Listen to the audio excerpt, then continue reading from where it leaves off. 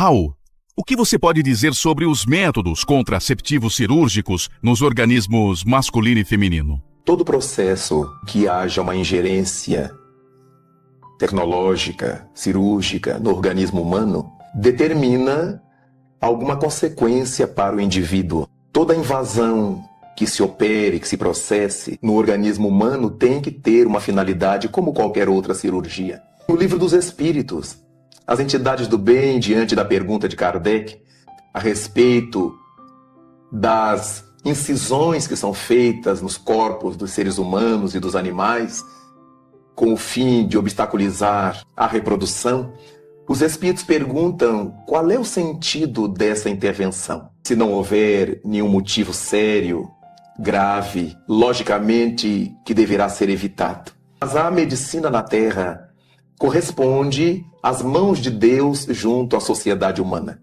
A medicina bem orientada, bem estruturada, responsável, certamente reproduzirá a vontade do Criador junto à sua criatura. Todo médico tem o sentido de ética de saber quando e por que recomendar aos seus pacientes a laqueadura, a vasectomia, nos casos em que isso seja necessário.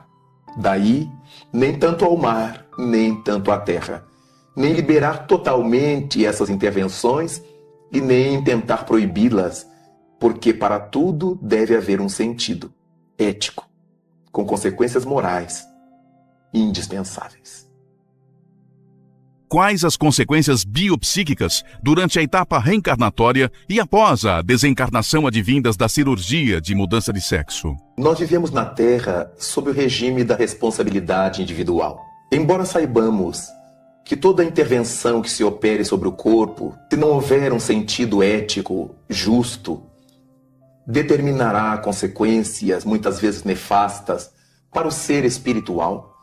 Obviamente que a divindade tem lentes muito próprias, um olhar muito específico para as criaturas transexuais que desejem fazer alterações na sua morfologia genital. A partir disso, cabe nos permitir que a providência divina analise cada caso, independentemente das análises que já tenham sido feitas pela ética médica, uma vez que nenhum médico realiza essa intervenção sem um sentido que ele analise e verifique que tenha razão de ser. Obviamente que respeitamos o livre-arbítrio de todas as criaturas, transexuais ou não, que decidam fazer essas cirurgias. Se a medicina chegou a esse ponto, elas são possíveis, elas são passíveis de acontecer.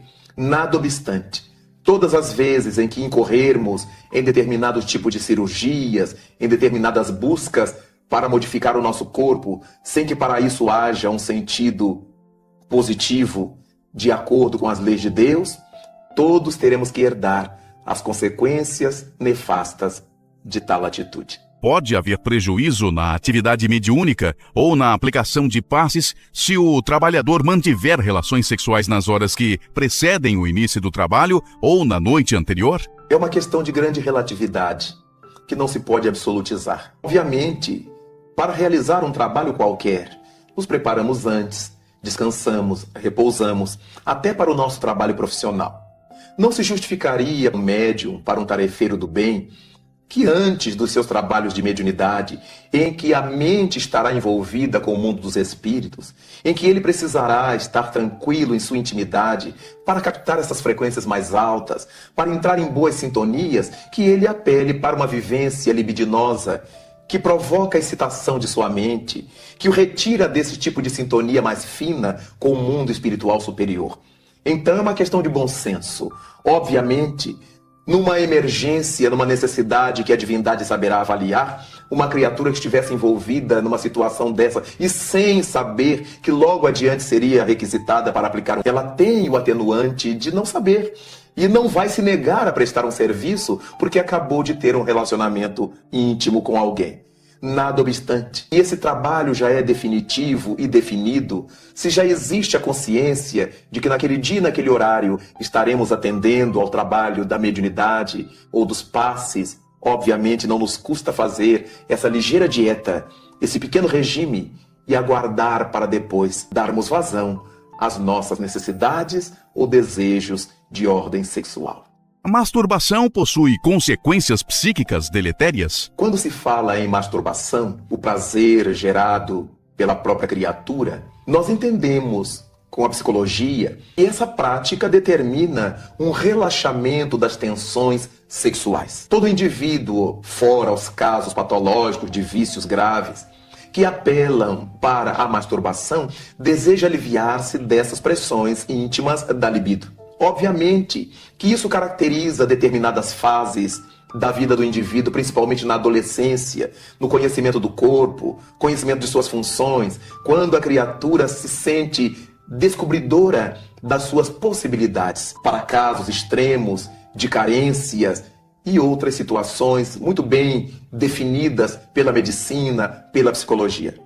Naturalmente que quando a masturbação se converte numa viciação sexual, o indivíduo cria vínculos mentais com entidades vampirizadoras do seu pensamento sexual. O problema não é o lado orgânico, não é a excitação das gônadas, das glândulas sexuais, é a excitação mental. Porque a criatura, para buscar elementos libidinosos, vai para o campo da mente, vai para o campo do psiquismo e engendra quadros. E ao engendrar os quadros, certamente entra na sintonia de entidades, muitas vezes exploradoras, virulentas, que passarão a encontrar nessa criatura um vaso perfeito para o atendimento de suas pretensas necessidades. Todas as vezes em que essas entidades o desejarem, projetarão sobre a mente da criatura viciada na masturbação as cenas que deseja, para levá-la a esse tipo de prática.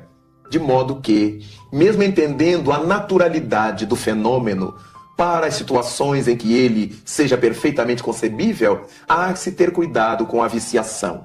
Porque toda viciação nos leva a conúbios mentais de ordem muito inferior, porque já não se presta a nada que seja útil, mas apenas a satisfação de um desejo de momento, que logo mais retornará. Como o desejo de quem fuma, de quem bebe, que não passa jamais. Alguns minutos depois, o indivíduo beberia tudo de novo, comeria tudo outra vez, fumaria tudo de novo. Deste modo, muito cuidado deveremos ter com o nosso corpo, é bem verdade, mas primordialmente com o nosso mundo mental. Diz um ditado antigo, popular, que a cabeça vazia é a oficina do demônio. Quando a nossa mente está vazia de objetivos nobres, diante do nosso corpo, da nossa vida, diante da vida, naturalmente as propostas mais comuns nos levarão a viciações bastante cruéis. Muitas pessoas se tornam símbolos sexuais da mídia e são objetos de um bombardeio psíquico dos seus fãs. Como o Espiritismo analisa essa vinculação? Nós aprendemos com o Evangelho de Jesus que a cada um é dado conforme suas obras. Todas as criaturas que aceitam essa pecha de símbolos sexuais passam a ser alvos do pensamento desajustado de todas as criaturas que a veem como tal. E desse modo, se elas se abrem para isto, se aceitam isto como uma grande honraria terrestre, passam a assimilar esses pensamentos nefastos, viciosos, que certamente acabam por lhes produzir patologias, enfermidades, dificuldades psíquicas variadas, levando muitas vezes a problemas de enfermidades graves, de fundo psicossomático. Jesus Cristo estabeleceu que o escândalo é necessário. Ai, porém, daquele que provoque o escândalo. Se o símbolo sexual é o provocador de todos esses tipos de excitações mentais que se desbordam das mentes humanas sobre ele, ele absorverá essa onda nefasta, essas energias grotescas, esses fluidos envenenados. E é muito comum que apareçam lesões no aparelho genital, lesões nas glândulas sexuais, tormentas psiquiátricas, criaturas que passam a ter enxaquecas intermináveis, dores de cabeça, alucinações, sem saber que tudo isto é fruto dessa onda mental na qual se nutre. Quando vemos nas bancas de jornais, nas bancas de revistas, as incontáveis revistas de nus, sejam chamados de nus artísticos ou nus eróticos, e vemos aquela quantidade de moças e de rapazes, de homens e de mulheres expostos ao desejo alheio, não podemos imaginar sequer o quanto de tormentos passarão a experimentar a partir do dinheiro que ganharam nas fotos eróticas que produziram. Porque, afinal de contas, a cada um é dado conforme suas obras. E se as nossas obras são de libidinagem, com o único interesse de despertar a excitação libidinosa das pessoas, nós recebemos na mesma contrapartida. Porque a toda ação corresponde a uma reação de mesmíssima intensidade, mas de sentido oposto, como o bumerangue. Em ambientes públicos, muitas pessoas se cobiçam sexualmente. Quais as implicações espirituais desse comportamento? Todas as vezes que estabelecemos um contato sexual com alguém, seja de que ordem for, um contato físico, um contato mental, através do olhar, cheiro, qualquer reação que tenhamos ou que provoquemos uns sobre os outros na área da libido, na área da sexualidade, obviamente fechamos um circuito de forças com essas criaturas. Não foi à toa que Jesus Cristo estabeleceu que quando um homem olhasse com uma mulher com ideias lascivas, ele já teria adulterado com ela. Certamente que nos dias de hoje, Jesus Cristo diria que também toda mulher que olhasse para um homem com a mesma intenção já teria abusado dele. Isso não significa dizer que a pessoa olhada, se não estiver participando, seja cúmplice da adulteração. Mas se ela se tornar cúmplice da adulteração, um carregará em si o produto psíquico do outro. Eu carregarei energias do outro, ao qual cobiço em mim, e o outro que também me cobiça levará em si as minhas energias, meus fluidos. Por isto, o indivíduo fica na mente do outro. Quando pensamos libidinosamente, nos advém a imagem daquela criatura, até que consumemos o ato com ela. A sua imagem vai provocando em nós aquele tipo de tormentos, de excitação e de desejo de busca, até que consumemos o ato. Em muitos casos, quando essas criaturas-alvo estão fora do nosso alcance, são elementos das mídias, são artistas, são cantores, são desportistas, ou seja lá quem for que esteja fisicamente distante de nós, trataremos na tormenta que nos alcança de buscar aquele tipo de realização com outras pessoas, o que será utilizar outras pessoas como vasos dos nossos desejos que alimentamos com as pessoas das mídias. Daí, todo cuidado deverá ser pouco quando estejamos desejando alguém, desejos sem responsabilidade. É diferente de quando alguém olha outro alguém, deseja formar um par com essa criatura, assumir responsabilidades com essa criatura e, a partir daí, admitir uma vida em comum debaixo da maturidade que a relação espera existir. Mas se for apenas essa aventura do cotidiano, nós corremos riscos muito grandes, porque não sabemos a que tipo de entidade se acha vinculada a outra pessoa. Se ela é mais ou menos sexual do que nós, se ela é muito mais ou muito menos excitada ou excitável do que nós, e de repente entramos num contexto biopsíquico de graves consequências a partir de um enamoramento de momento, num elevador, num bar, numa cena qualquer da vida onde estejamos. Não se trata de apavorar as criaturas, de dizer que ninguém pode ter desejo sobre alguém, mas se trata de dizer que a nossa mente é poderosa, mas as mentes alheias também. Sonhos eróticos são indícios de transtorno sexual? Nem sempre os sonhos eróticos são indícios de transtornos de ordem sexual. Toda criatura humana vive fantasias eróticas em determinadas fases da vida ou durante toda a sua vida. O problema grande não é este. A questão é quando nós alimentamos de tal modo essas fantasias que passamos a ter sonhos eróticos com aquelas pessoas que cobiçamos no nosso cotidiano. Colega de trabalho, colega do clube, uma pessoa da família, esposas de outras pessoas, maridos de outras pessoas. E graças a esse poder da mente, nós passamos a ter sonhos freudianos. Sonhar com essas pessoas como se de fato elas estivessem tendo uma relação de intimidade conosco. O sonho vai se tornando agradável ou profundamente perturbador. Juramos que sonhamos com aquelas pessoas, Quando muitas vezes entidades perversas se fazem mostrar com a expressão daquelas pessoas para nos vincular cada vez mais a elas.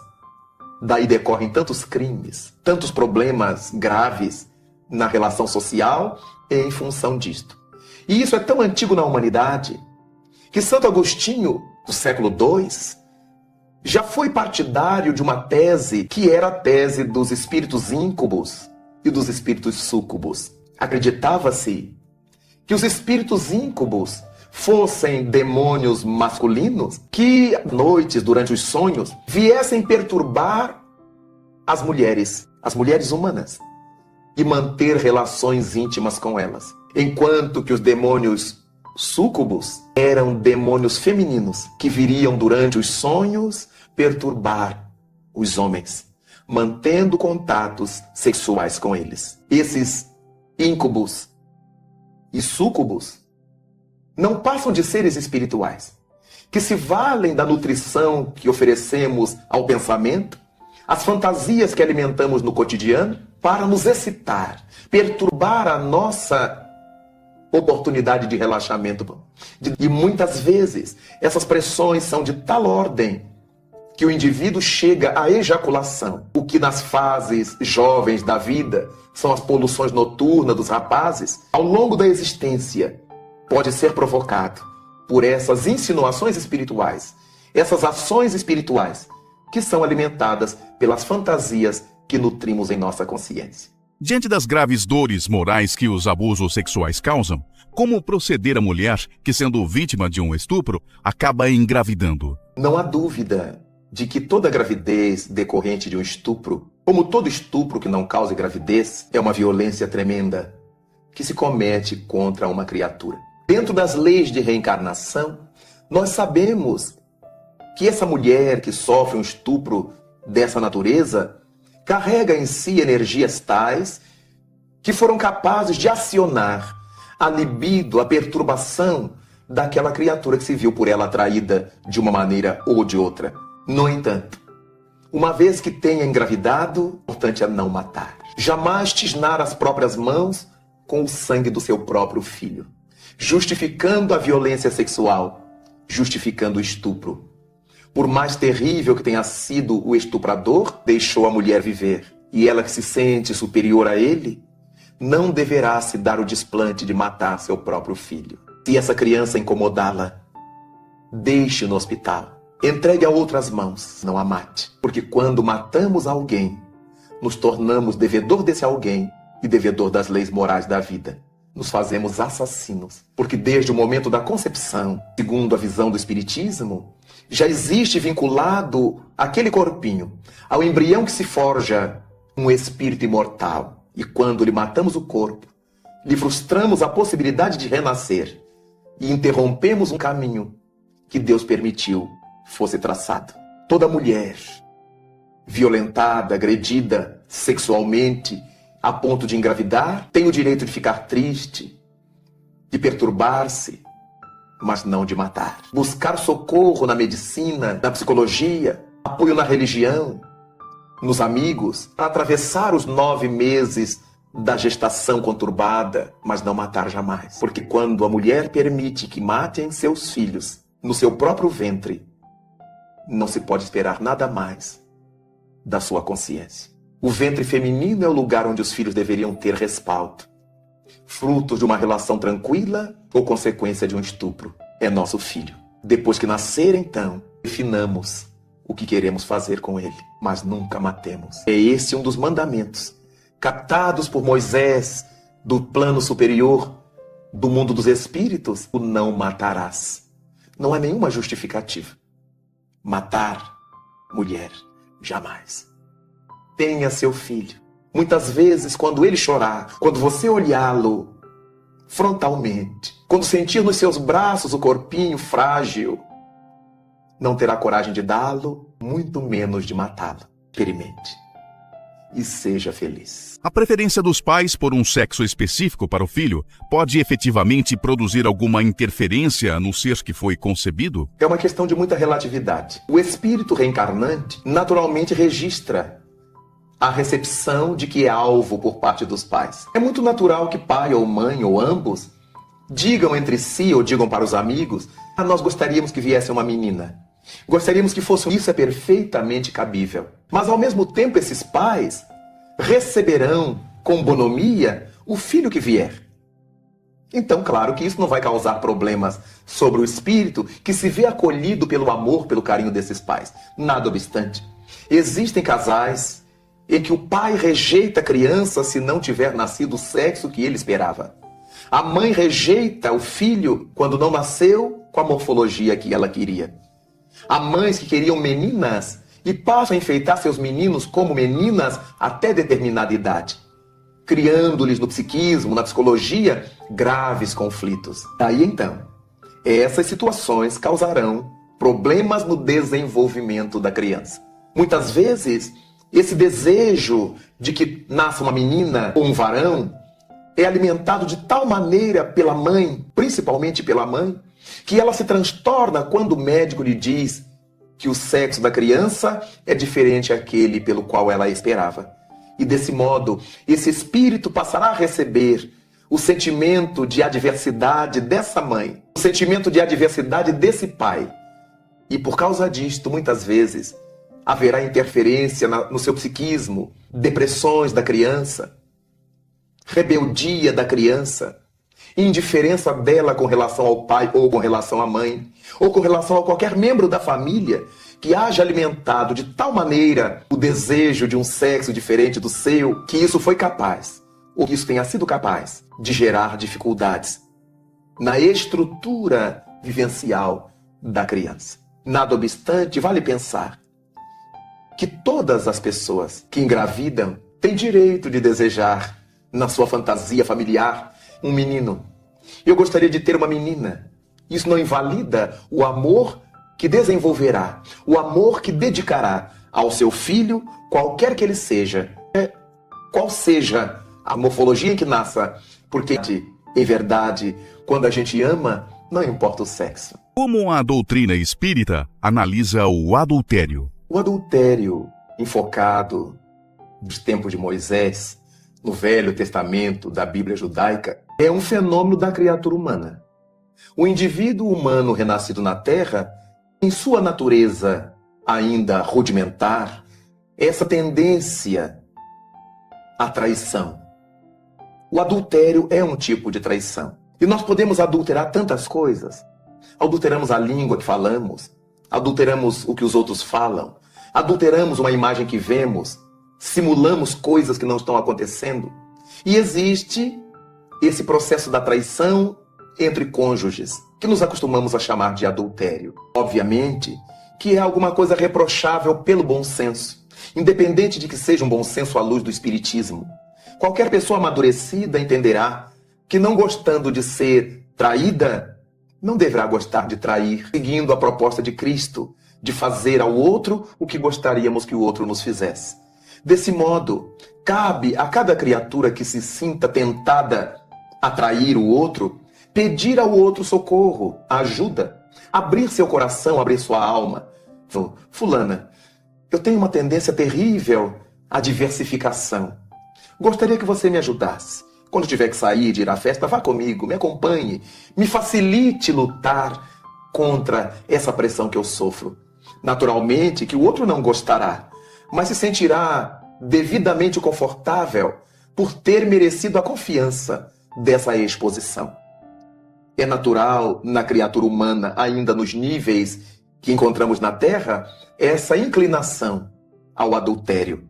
Não é nada recomendável. E foi por isto que no Velho Testamento judaico, Moisés permitiu que os homens dessem carta de divórcio às suas mulheres. Hoje, as mulheres dariam também aos seus esposos, pela dureza dos vossos corações, diz Moisés. Porque no princípio não era assim. Por causa da dureza dos corações é que Moisés permitiu que uma criatura deixasse outra, que o marido abandonasse a esposa numa sociedade machista como era a sua, e que hoje permitiria que também a mulher deixasse o seu esposo.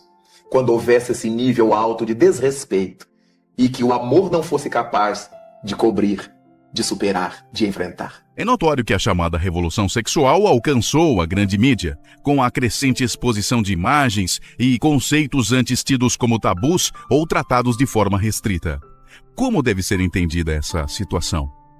Todas as vezes que as mídias entram na questão da sexualidade, costumam fazê-lo de forma deficiente. As propagandas governamentais estão sempre buscando resolver os efeitos, seja através de preservativos, seja através de coisas que não educam, apenas criam hábitos mascaradores. Seria importante que todas as mídias que adentrassem na questão sexual tivessem por trás de si indivíduos humanos educados a tal ponto que pudessem projetar o prazer e suas consequências. E ao invés de induzir as pessoas simplesmente ao uso das camisinhas, dos preservativos de que ordem for, também lhes ajudasse a suplantar o instinto, a reeducar o instinto, porque nós não somos irracionais. Nós sabemos que na hora em que temos fome, se devemos comer ou se devemos esperar. Se é para comer na hora em que a fome chega, ou se é para nos alimentar horas depois. A criatura que raciocina deverá saber usar o que a mídia oferece, quando seja positivo, e descartar o que seja negativo. Neste capítulo, estamos encontrando o sexo através da internet. Quantos jovens são arrastados por essa caudal? Quantas crianças são mal formadas por esse incentivo? Quantos adultos se perdem, se prostituem psiquicamente, criando vícios terríveis no contato com a internet sexual? Afinal de contas, a tecnologia está na Terra para nos ajudar a viver melhor e não a nos atormentar mais. Desse modo, cabe a todos os educadores mostrar que, de fato, determinados canais midiáticos nos trazem prazeres, mas que esses prazeres estão atrelados a comprometimentos graves com a nossa própria Constituição. Não é que Deus nos vai castigar, não é que os espíritos nos vão molestar, é que nós não nos sentiremos felizes, porque ao criarmos vícios, teremos a necessidade de satisfazê-los a cada hora, a cada momento, como quem joga, como quem fuma, como quem bebe alcoólicos, como quem usa drogas fortes. Será mais difícil o controle.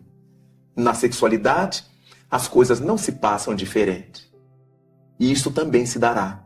O vício, a tormenta, que vai do indivíduo cada vez mais a afundar-se nesse charco do que poderíamos chamar de imoralidade, quando usamos as nossas forças divinas, que são as forças sexuais, para nos perder, para nos usar e atormentar os outros. O cônjuge que se encontra ao lado de um parceiro com disfunção ou transtorno sexual está resgatando compromissos do passado?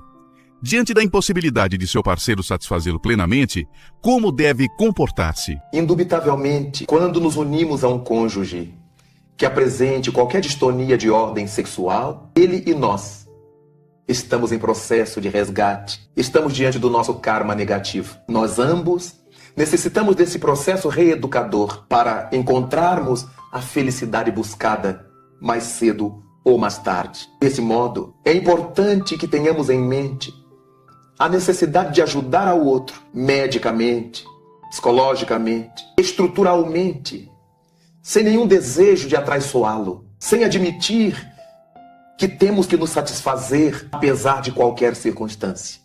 Até porque cada criatura humana tem um nível de satisfação sexual diferente da outra.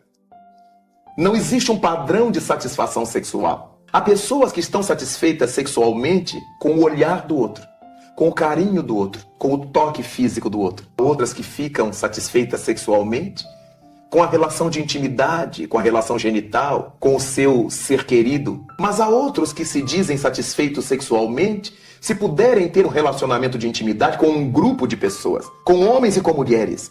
Então, em cada indivíduo percebe-se que o nível de atendimento sexual, de satisfação sexual, está bastante diferente do que se encontra em outras pessoas. Então isso é de uma grande relatividade. Quando nos unimos a alguém por amor, e esse alguém apresenta-se incapaz de nos satisfazer aquilo que desejamos, o respeito diante da visão de Deus deve nos fazer seguir ao seu lado.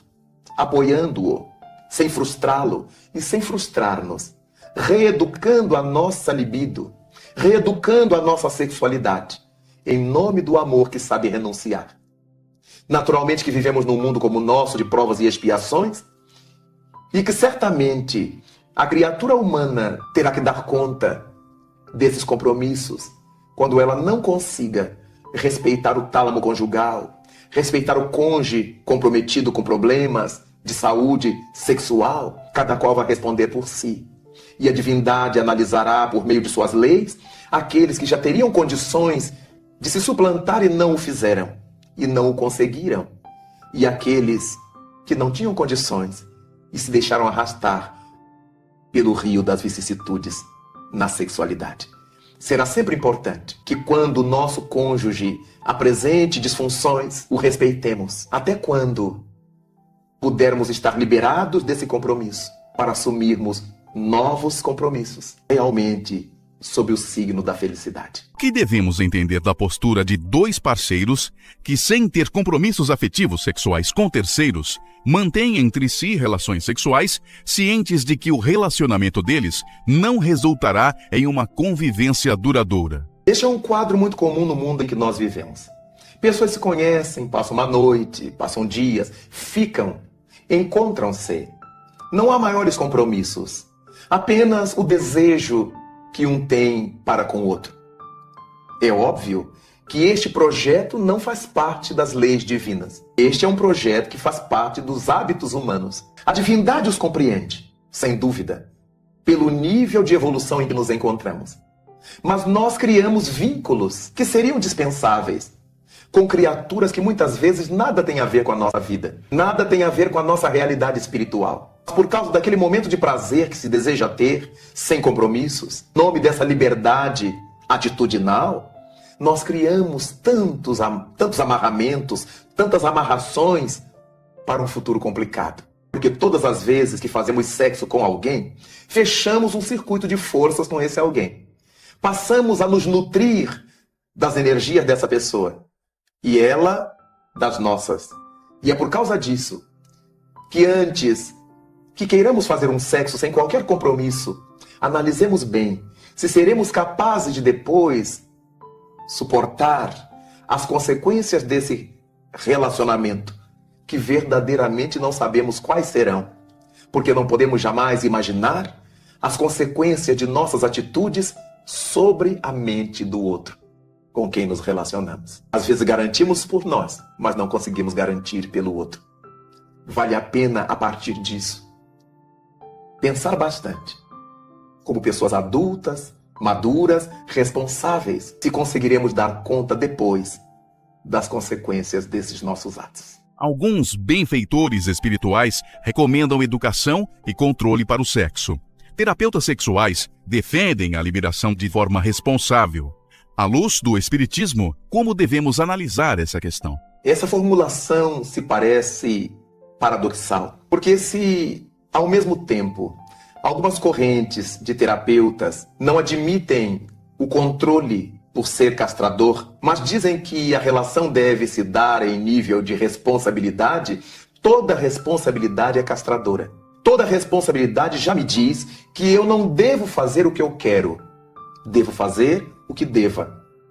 Então, é apenas uma questão de ponto de vista, mas estamos falando a mesma coisa. Quando os espíritos falam de controle, é de responsabilidade. Nós poderemos viver as experiências sexuais com quem nós quisermos e que quiserem fazê-la conosco. Nós teremos que ser responsabilizados por esse relacionamento. Mesmo quando há pessoas irresponsáveis que fazem o sexo e fogem, elas nem por isso deixam de ser responsabilizadas pelo que fizeram. O temperamento, o comportamento foi de grande irresponsabilidade, mas elas ficaram responsabilizadas, comprometidas diante da consciência cósmica que pulsa na sua própria consciência. Daí então, quando nós falamos com a linguagem dos espíritos que é necessária educação e controle, e alguns terapeutas, conforme a questão referida, se referem à responsabilidade de acordo com a boa convivência social, essa responsabilidade, para que seja de fato, tem que estar calcada no autocontrole. Todo indivíduo responsável é o indivíduo que se sabe controlar, que se sabe posicionar diante das coisas, para retirar das coisas os melhores resultados para a sua vida. O chamado sexo seguro é massivamente promovido através de campanhas de prevenção das doenças sexualmente transmissíveis, tratando da consequência e não da causa do problema. Essa é uma atitude responsável? Todas as campanhas massivas que temos testemunhado em nossa sociedade, venham elas de órgãos governamentais ou não, de fato elas procuram atender às consequências. Isto porque existe um desnivelamento muito grande entre a questão do comportamento dos indivíduos e a educação. Estamos numa época em que a educação tem sido mais um discurso interesseiro, oportunista, do que uma prática vivencial. Desde o cerne da família, a questão educacional vai sendo deixada de lado pelos pais, por muitos pais, pelos responsáveis pela educação infanto-juvenil. Por parte das autoridades nem se fala. Numa busca ansiosa por números, por estatísticas, nós vamos verificando que a verdadeira educação popular vai ficando em terceiro plano. De modo que quando ouvimos falar de preservativos, de camisinhas, são problemas consequenciais. Deveríamos trazer à baila a questão educacional. O que é o sexo? Com quem vivenciar-se o sexo? O ser humano não pode ser uma máquina de prazer. A criatura humana não pode ser buscada apenas para o prazer. Ela tem em si outras dimensões espirituais, artísticas, sensoriais, sentimentais, que fazem com que a criatura humana tenha outros valores. Não podemos olhar para uma pessoa e ver-lhe o corpo. Temos que aprender a ver na criatura que a gente gosta, que a gente admira, a sua mente, a sua sensibilidade, a sua estesia, a sua arte, a sua inspiração, para que essa pressão sexual que envolve a criatura na sociedade possa diminuir. Sabemos que o sexo é a energia criadora, é a presença de Deus no mundo. E por causa disto, admitimos que, como todas as coisas de Deus no mundo que fazemos mau uso, fazemos também mau uso do sexo. A nossa visão, a nossa audição, a nossa fala, tudo usamos de maneira indevida. Todos os recursos que Deus nos concedeu, usamos muitas vezes de forma negativa, de forma ruim para a nossa existência. Mas não foi para isso que Deus nos las deu. Não podemos ter vergonha da sexualidade, porque Deus não teve vergonha de criar o sexo. Logo, é uma coisa bonita, é uma coisa bela, que tristemente a humanidade aprendeu a fazer mau uso e muitas religiões trataram de colocar-lhe um peso tão grande como coisa diabólica que passamos a ver o sexo nesse ambiente escuro, nesse desejo de fazer as escondidas, sem olhá-lo de frente e verificar que ele é a presença da vida. Daí, caberia às nossas autoridades, quando formadas por pessoas de bem, trabalhar a educação das comunidades, ensinando o que a sexualidade representa. Mas, por outro lado, num mundo materialista, numa sociedade materialista, o sexo vem sendo visto apenas como fonte de prazer. Não existe essa correlação entre a sexualidade e a vida espiritual, entre as estesias da alma e a boa experiência sexual. Desse modo, é muito difícil entender que o trabalho de Gandhi na Índia, libertando seu povo, era um trabalho que envolvia sexualidade, masculinidade, não machismo. Masculinidade, energia, força. O trabalho de Madre Teresa de Calcutá na Índia é um trabalho que envolve sensualidade, sexualidade, força, feminilidade e não feminismo. Afinal de contas, é a partir dessas criaturas que tantas coisas boas foram construídas, foram erguidas, foram levantadas. Quando vemos a nossa sociedade totalmente imersa na sexualidade, totalmente mascarando as coisas formosas de Deus com nossos impulsos imediatistas da terra, é claro que isso nos causa preocupação. Mas todos nós estamos enleados nessa teia sexual. As propagandas, as músicas, a arte, todas estão permeadas pela sexualidade. Nem sempre de boa índole, nem sempre para ilustrar a alma e para fazê-la melhor. Cabe a cada criatura de bom senso, pai, mãe, irmão, professor, mestre, autoridades educacionais, pararem para pensar que o mundo seria bem melhor, as sociedades se relacionariam bem melhor se o sexo, presença de Deus na criatura humana, fosse mais respeitado e não fosse encarado apenas como uma fonte de prazer sensorial. É por causa disto que quando vemos essa propaganda massiva em cima dos efeitos, em cima das consequências, sentimos muita falta de um trabalho estrutural, um trabalho de base em torno dos fundamentos da sexualidade. Tratando de sexualidade, muitas vezes nos vem à mente a questão do sexo biológico. O que devemos entender por orientação sexual? A orientação sexual é a bagagem da alma ao ligar-se ao corpo físico. Quando nós olhamos o Livro dos Espíritos, na questão 202, Allan Kardec pergunta: quando no mundo espiritual, o que prefere o espírito? Nascer como homem ou como mulher? Aí está uma questão bastante importante, uma pergunta notável. E os espíritos respondem para o codificador que pouco importa. O que importa para o espírito que vai nascer na Terra é o gênero de tarefa que ele terá que enfrentar. De acordo com a tarefa que ele tenha que desempenhar no mundo, um corpo feminino poderá ser-lhe mais útil do que um corpo masculino. Ou vice-versa. Então, para o espírito, desembocar suas energias num corpo de homem ou num corpo de mulher dependerá do tipo de atividades que ele venha para realizar. Com isto, quando a criatura renasce, existem fatores familiares, educacionais, fatores internos que determinam a sua orientação sexual. É a partir daí, quando a criança se desenvolve e entra na adolescência, que ela fica naquele lusco-fusco, naquela dualidade de inclinações, ele vivencia as experiências com seu pai, com outros homens, com sua mãe, com outras mulheres, e se identifica mais com o outro ou com ambos. E a partir daí, para muitos espíritos, surge a chamada orientação sexual. Alguns se tornam homossexuais. Significa que o que lhes satisfaz a mente é a energia masculina. E se eles carregam um corpo masculino, eles se tornam homossexuais.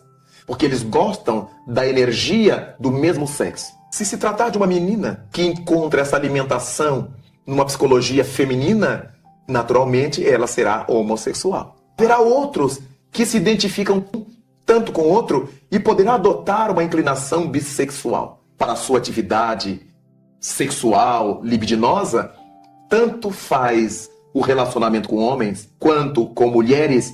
Para eles o prazer, a experiência os levará ao mesmo lugar. Então são chamados de bissexuais. E há dentro dessa questão de orientação sexual variados caminhos que a alma pode escolher para percorrer. Não se trata de serem endemoniados, doentes, encapetados. Não se trata disto.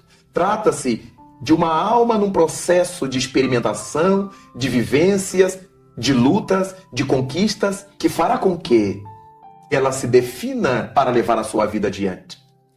O que pesa na questão sexual não é a orientação se o indivíduo é homo, é bissexual. O que importa é o seu caráter. É a maneira como ele vive, como ele enfrenta a vida, como ele realiza a sua existência. Na nossa sociedade, existe um hábito muito cruciante, muito negativo, que é aquele de nós analisarmos as pessoas por sua orientação sexual. Se alguém se disser heterossexual, pode fazer o que quiser, que ninguém mais dará importância à sua honra, à sua moralidade. Mas se for homossexual, todos os holofotes estarão voltados para esse indivíduo, que pagará com suor e lágrimas a sua orientação sexual. É importante pensar que na nossa sociedade, jamais alguém cobra do heterossexual o fato dele ser corrupto, de ser venal, de ser uma pessoa de má vida, de má índole, de ter várias mulheres ou vários homens, porque são heterossexuais. Então o problema da nossa sociedade precisa ser a moralidade, a ética com que os indivíduos vivem, e não a escolha que fizeram para a sua vida de intimidade, que afinal de contas não diz respeito a ninguém. Todas as vezes que passamos a priorizar a inclinação sexual de alguém, a orientação sexual de uma pessoa, em prejuízo de tudo quanto essa pessoa é e faz, a nossa sociedade está em rumos muito perigosos. Porque então os indivíduos mentirão, falsearão, fingirão ser o que não são, com medo do desgaste social? Quantos que se bandeiam para o casamento para se ocultar, para se esconder? Porque o indivíduo sendo casado, homem ou mulher, ninguém mais desconfia dele. Mas se ele for solteiro, se ela for solteira, então os olhares da sociedade começam a bisbilhotar a sua orientação sexual. Ninguém pode fazer opção por ficar só, por morar só, sem que a sociedade bisbilhote e conclua quanto à sua homossexualidade, bissexualidade, etc. Aí, o nosso cuidado em verificar que a nossa orientação sexual diz respeito à nossa vida privativa e não aos outros. Desde que não estejamos causando prejuízos à sociedade com aquilo que escolhemos como nossa inclinação, como nossa orientação. E isso diz respeito a nós e daremos conta disso à nossa consciência e à divindade. Para a sociedade caberá o respeito com que respeitamos as leis, com que vivemos as leis, com que cumprimos nossos deveres, com que atendemos a nossa ação social pública. Daí então, todo respeito deveremos ter com as criaturas de quaisquer orientações sexuais. Em nome do livre-arbítrio, cada qual pode escolher para si aquilo que bem desejar. E a conta que cada um prestará, repito, será com a sua consciência e com as leis de Deus, que nela estão inseridas. Quando falamos de amor, de exemplos maiores, muitas vezes é citada a sublimação do amor. É cabível falarmos em sublimação do amor nos dias atuais? Teríamos exemplos para seguir? A questão da sublimação desde sempre encantou os pensadores, os poetas, os filósofos. E Sigmund Freud teve ensejo de definir, nos seus estudos psicanalíticos, a questão da sublimação sexual. Estabelece Freud que muitas almas humanas, muitas criaturas humanas, podem abrir mão da vivência sexual, libidinosa, genital, para dedicar essa sua energia a uma obra social de peso, a um labor para com a sociedade, uma outra estesia qualquer.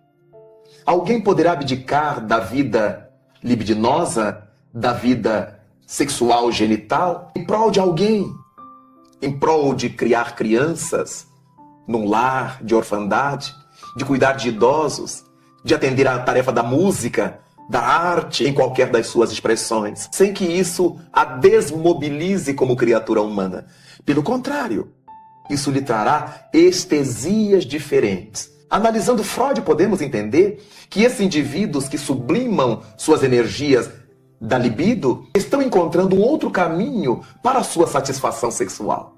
Já que a energia sexual é a presença de Deus, é graças ao sexo que nós recriamos, que somos co-criadores com Deus.